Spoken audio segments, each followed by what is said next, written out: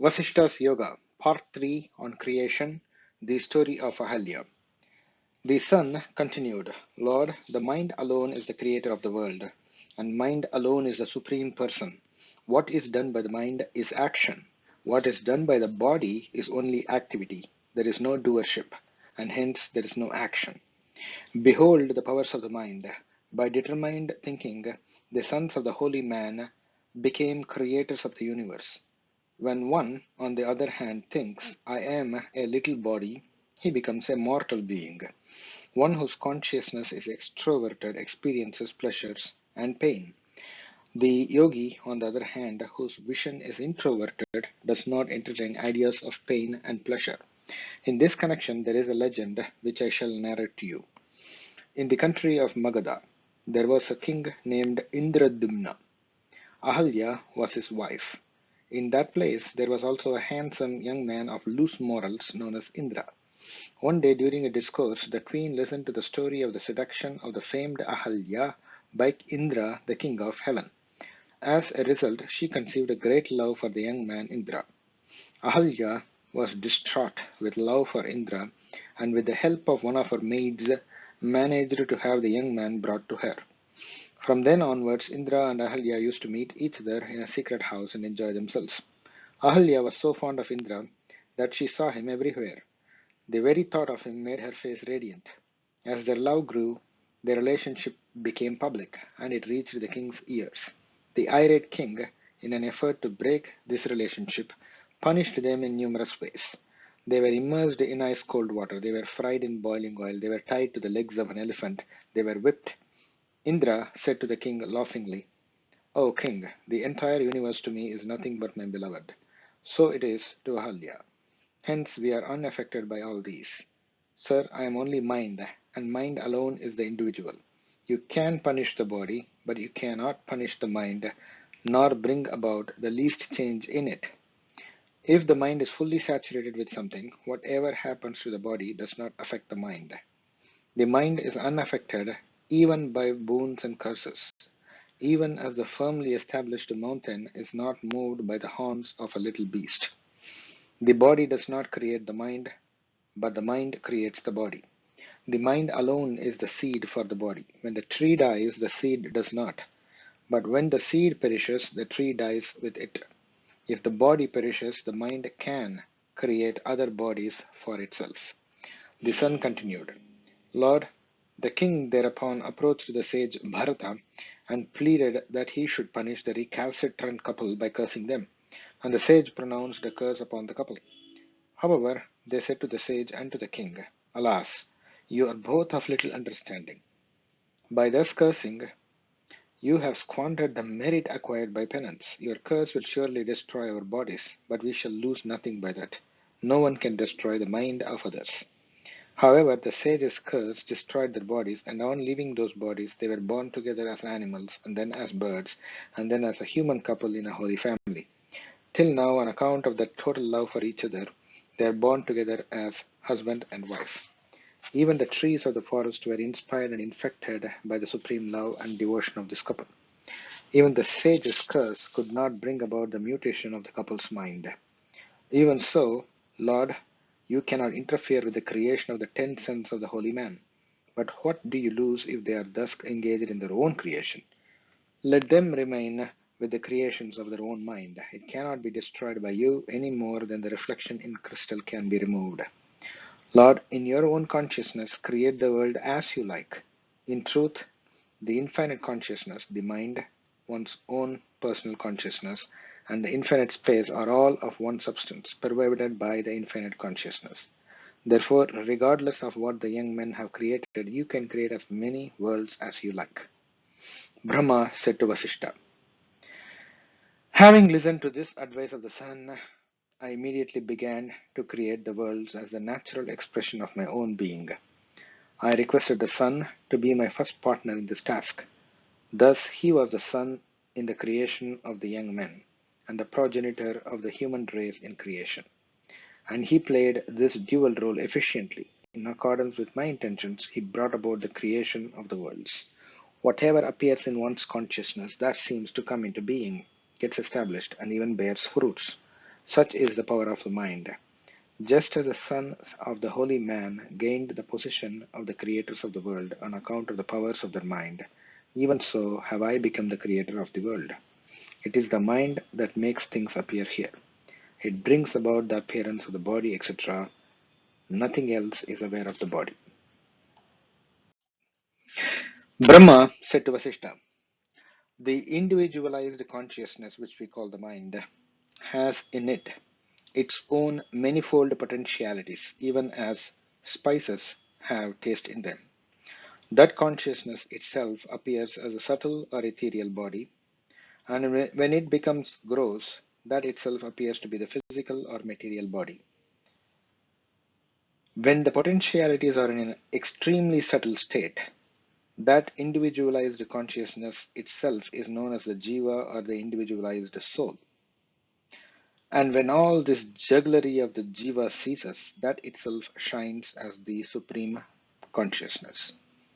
I am not, nor is there anyone in this universe.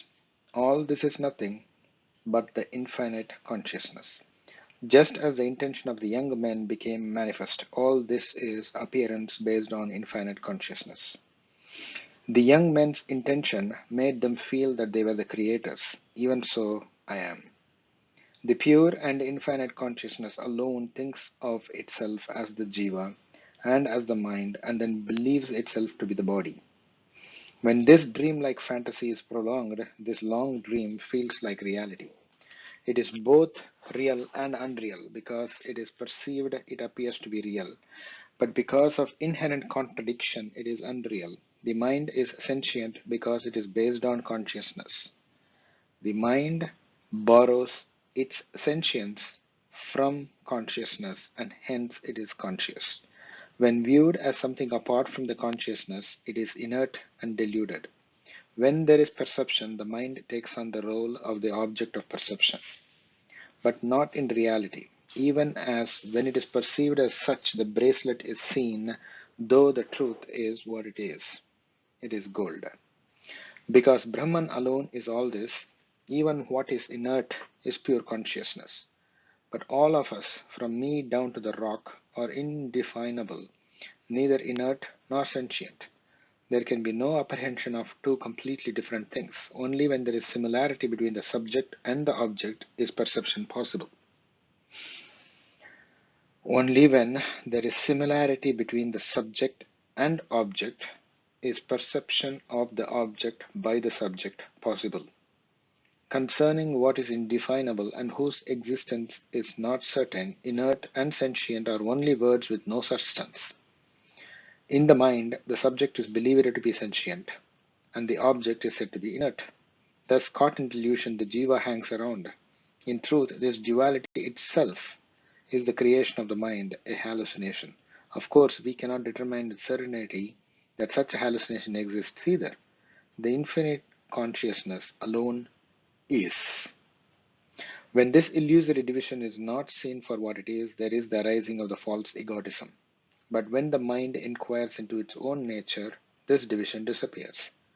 There is realization of the one infinite consciousness, and one attains great bliss. Vasishta asked Brahma, Lord, how is it possible that the sage's curse affected Indra's body but not his mind? If the body is non-different from the mind, then the curse should affect the mind too. Kindly explain to me how the mind is not thus affected, or that it is affected. The creator Brahma replied, Dear one, in the universe from Brahma to a hill, every embodied being has a twofold body. Of these, the first is the mental body, which is restless and which acts quickly. The second is the body made of flesh, which does not really do anything. Of these, the latter is overpowered by curses and also by boons or charms. It is dumb, powerless, weak, and transient, like a droplet of water on lotus leaf, and it is entirely dependent upon fate, destiny, and such other factors. Mind, however, is independent, though it might seem to be dependent. When this mind confidently engages in self-effort, then it is beyond the reach of sorrow. Whenever it strives, then and there it surely finds the fruition of what it's striving. The physical body achieves nothing. On the other hand, the mental body gets results. When the mind dwells constantly on what is pure, it is immune to the effects of curses. The body may fall into fire or mire, but the mind experiences only that which it contemplates. This was demonstrated by Indra.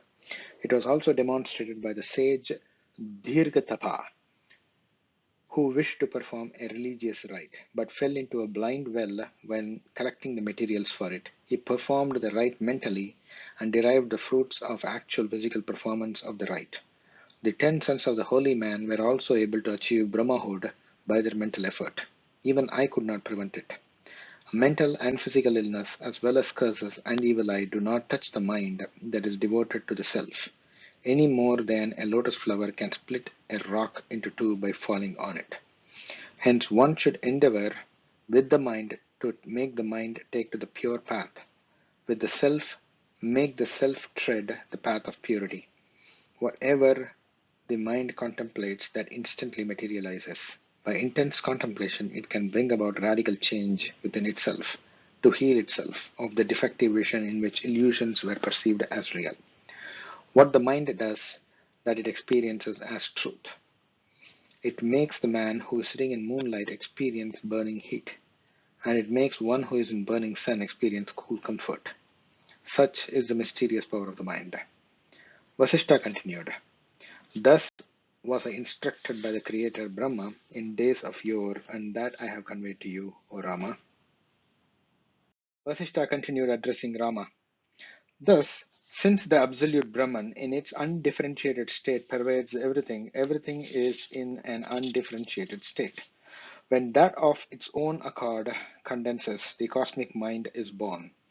In that mind there arises the intention of the existence of the different elements in their extremely subtle state. The totality of all this is the luminous cosmic person who is known as Brahma, the Creator. Hence, this Creator is none other than the cosmic mind.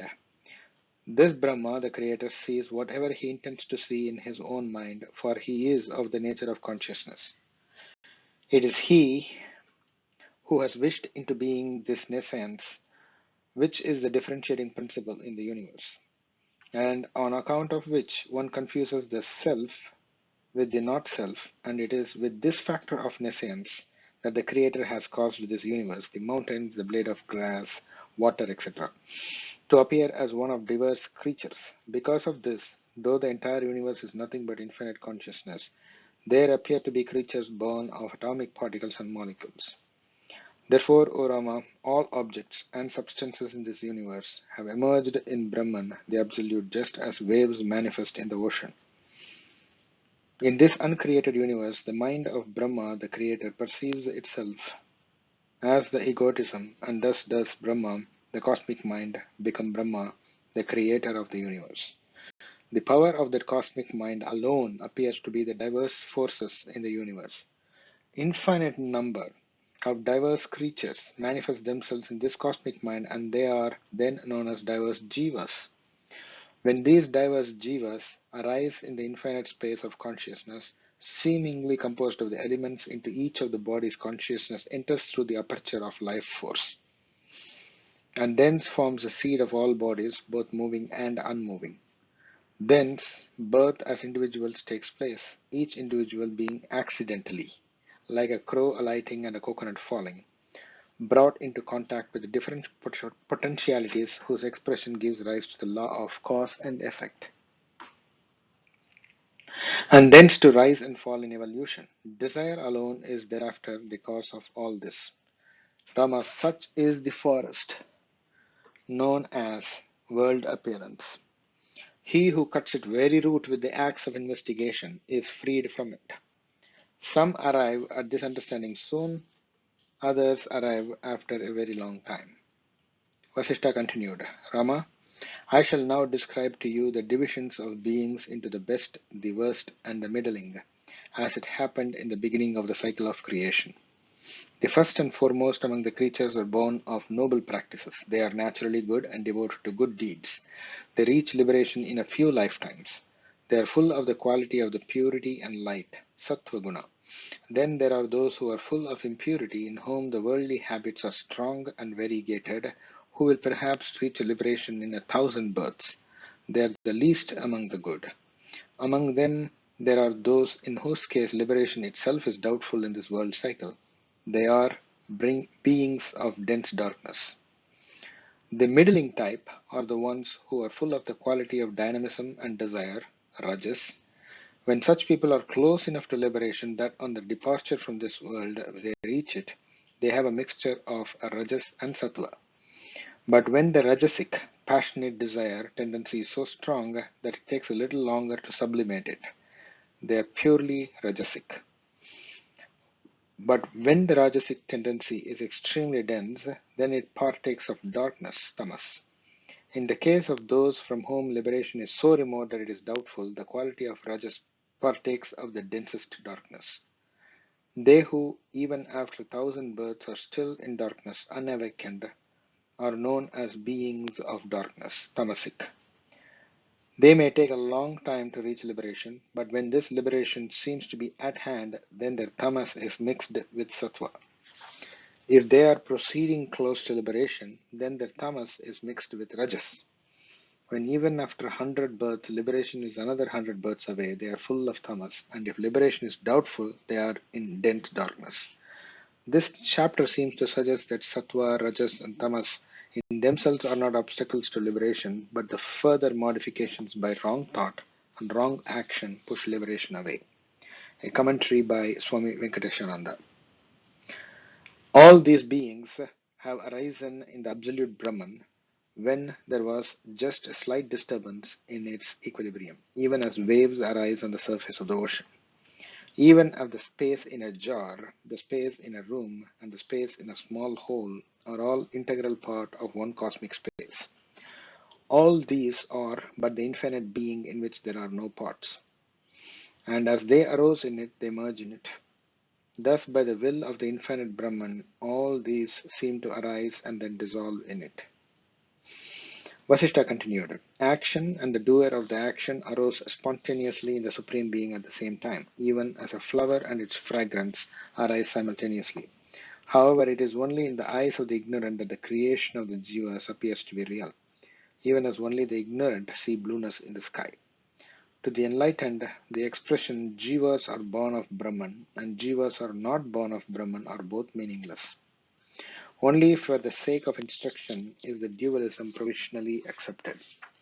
Otherwise, instruction is impossible. After having posited that jivas are born of Brahman, it is pointed out by the teacher that since the effect is non-different from the cause, jivas are non-different from Brahman.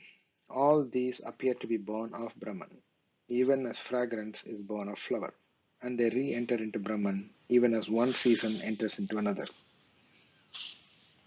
With every species of being that manifests itself in the universe is simultaneously born its natural behavior. It is only their ignorance of their own essential nature or self which leads to such behavior or action as to cause a reaction in a later birth. Rama said, Holy Sir, truly the declaration of sages whose minds are uncolored constitutes scripture, and they who are pure at heart and in whose vision there is no division are regarded as sages. The immature person can hope to see the light of truth only with the aid of a scripture and of the knowledge of the nature of an enlightened person. Holy Sir, we see in this world that the seed is born of a tree, and the tree grows from the seed. Is it then appropriate to say that without the seed of previous karma, diverse beings were born of the absolute Brahman? Vasishta replied, if you observe carefully, O Rama, you will see that it is only when the mind is involved in the action that there is the extension of the action into its own fruition. Hence, mind is the seed of action. Even so, when the cosmic mind manifested itself in the absolute Brahman, at that very instant, the natural tendencies of diverse beings and their behavior were born, and the embodied beings came to be regarded as jivas. There is no division between mind and action. Before it is projected as action, it arises in the mind with the mind itself as its body. Hence, action is nothing but the movement of energy in consciousness, and it inevitably bears its own fruit. When such action comes to an end, mind comes to an end too. And when the mind ceases to be, there is no action. This applies only to the liberated sage, not to others. Vasishta continued, Mind is the only perception, and perception is movement in consciousness. The expression of this movement is action, and fruition follows this. Mind is an intention arising in the omnipotent and infinite consciousness. It stands between the real and the unreal, as it were, but inclined towards comprehension. Though non-different from the infinite consciousness, it thinks that it is. Though non-doing, it thinks it does. Such is the mind, and these qualities are inseparable from the mind. Even so, the jiva and the mind are inseparable. Whatever the mind thinks of, the organs of action strive to materialize. Hence again, mind is action. However, mind, intellect, egotism, individualized consciousness, action, fancy, birth and death, latent tendencies, knowledge, effort, memory, the senses, nature, Māyā or illusion, activity, and such other words are but words without corresponding reality. The sole reality is the infinite consciousness in which these concepts are conceived to exist. All these concepts have arisen when, by accidental coincidence, the crow dislodging the coconut, the infinite consciousness, in a moment of self-forgetfulness, viewed itself as the object of perception. When thus veiled by nescience, the same consciousness views diversity in an agitated state and identifies objects as such. It is known as mind. That itself, when it is firmly established in the conviction of a certain perception, is known as intellect. When it ignorantly and foolishly identifies itself as an existent separate individual, it is known as egotism. When it abandons consistent inquiry, allowing itself to play with countless thoughts coming and going, it is known as individualized consciousness or mind stuff. Whereas pure movement in consciousness is karma or action without an independent doer, when it pursues the fruition of such action with egotism, with doership, it is known as karma or action. When it entertains the notion, I have seen this before, in relation to something either seen or unseen, it is known as memory. When the effects of past enjoyments continue to remain in the field of consciousness, though the effects themselves are unseen. When the effects of past enjoyments continue to linger, though the effects themselves are unseen, it is known as vasana or latent tendency or potentiality. When it is conscious of the truth that the vision of division is the product of ignorance, it is known as knowledge. On the other hand, when it moves in the wrong directions towards greater self-forgetfulness and deeper involvement in false fancies, it is known as impurity. When it entertains the indweller with sensations, it is known as the senses or indriya. When it remains unmanifest in the cosmic being, it is known as nature or prakriti. When it creates confusion between reality and appearance, it is known as Māyā or illusion. When it thinks I am bound, there is bondage. When it thinks I am free, there is freedom. Vasishta continued, the light of consciousness eclipsed by a firm conviction in the existence of the mind is indeed the mind. This mind embodies itself in diverse beings, humans, gods, demons, demigods, and celestials. It then spreads itself out as various forms of behavior, as also the cities and towns, etc. Such being the truth, what is the use of examining all these external appearances and categorizing them? It is mind alone that is the proper factor for us to examine, not the objects which are projected by the mind. For when we inquire into the nature of the mind, all the created objects or all appearances are seen to be its creations, the mind's creations. Only the infinite consciousness remains as uncreated by the mind. When deeply observed, the mind is absorbed into its substratum. And when it is thus absorbed, there is supreme felicity. When the mind thus disintegrates, there is liberation. And there is no more rebirth, for it was mind alone that appeared to take birth and to die. Vichara, usually translated to inquiry, is direct observation. Rama asked again, please Lord, how did all this take place in the pure infinite consciousness? How was it possible for the mind, which is apparently a mixture of the real and the unreal, to arise in it? Vasishta said, Rama, space is threefold. the infinite space of undivided consciousness, the infinite space of divided consciousness, and the physical space in which the material world exists. The infinite space of undivided consciousness, Cid Ākaśā, is that which exists in all, inside and outside, as the pure witness of that which is real and of that which appears to be. The finite space of divided consciousness, Cid Ākaśā, as opposed to Cid Ākaśā, is that which creates the divisions of time, which pervades all beings and which is interested in the welfare of all beings. The physical space is that in which the other elements, air, etc., exist. The latter two, namely the divided finite space and the physical space, the latter two, these are the two, are not independent of the first, which is the undivided consciousness or Cid Ākaśā.